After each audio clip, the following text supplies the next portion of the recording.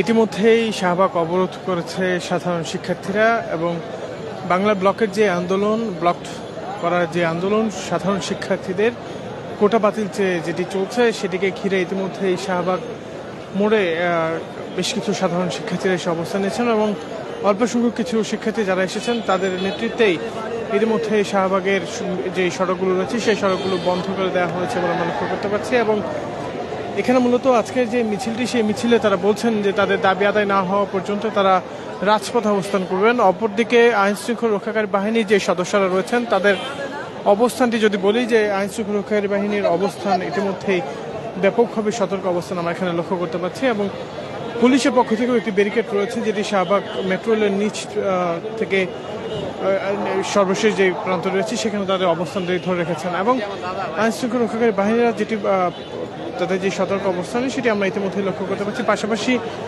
একটি বড় মিছিল নিয়ে ঢাকা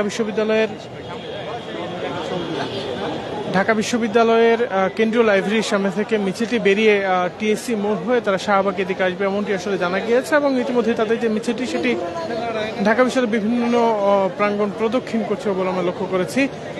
এখন পর্যন্ত এখানকার যে পরিবেশ সেটি যদি বলি যে গত কয়েকদিন ধরে বিশেষ করে 1 জুলাই থেকে শিক্ষার্থীদের যে আন্দোলন চলছিল সেই আন্দোলনটি ইতিমধ্যেই বাংলা ব্লকের যে আন্দোলন সেটি চলে আসছে এবং সেই আন্দোলনকে ঘিরেই আজকে শাহবাগে গতকালকে ন্যায় আজকেও শাহবাগ ব্লক এবং সায়েন্স ল্যাব মোড় সহ বিভিন্ন অংশ ব্লক হওয়ার কারণেই শিক্ষার্থীরা তাদের যে ব্লক সেটাকে ঘিরে জনদুর্ভোগের যে সৃষ্টি হওয়া সেটি আমরা লক্ষ্য করছি এবং কোনো ধরনের গাড়ি ঘোড়া বিশেষ করে জরুরি পরিবহন ব্যতীত অন্যান্য যে গাড়িগুলো রয়েছে সেই গাড়িগুলোকে যাতায়াতে যে শিক্ষার্থীদের বাধা প্রদান সেটি অল্প কিছুক্ষণ সময় আগে লক্ষ্য করা গিয়েছে এবং ইতিমধ্যে আমরা এখানে বেশ কয়েকজনের সঙ্গে দেখছি তাদের সঙ্গে কথা বলবো এবং তাদের আজকের যেই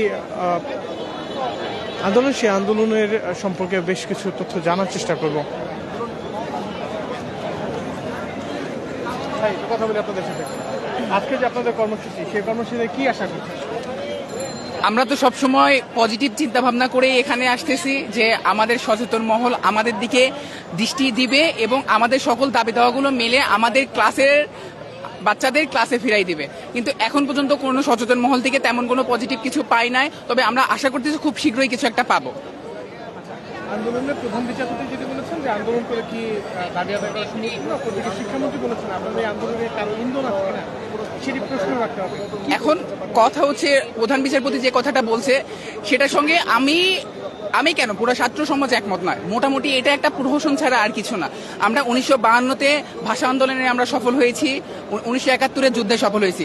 প্রতিটা জায়গাতে আপনারা যদি বিবেচনা করে দেখবেন ছাত্রদের অবদান অগ্রগণ্য। তো সেখানে যদি আমরা দেশকে স্বাধীন করতে পারি ছাত্ররা রাজপথে নেমে, তাহলে কোঠাকে কেন কবর দিতে পারবো না? সেটা দেখা যাক এখন রাজপথে কি ফয়সালা হয়।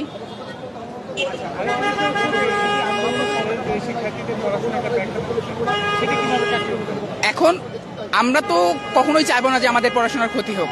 এখন যদি সচেতন মহল আমাদের বারবার রাজপথে নেমে আসতে বাধ্য করে সেক্ষেত্রে তো আমাদের কিছু করার থাকে না। আমাদের কাজ পড়াশোনা করা। এখন যদি সচেতন মহল যদি সে বিষয়ে সচেতন হয় এবং আমাদের যদি পড়ার টেবিলে ফিরিয়ে দেন তাহলে আমরা অবশ্যই আমাদের পড়ার টেবিলে ফিরে যাব।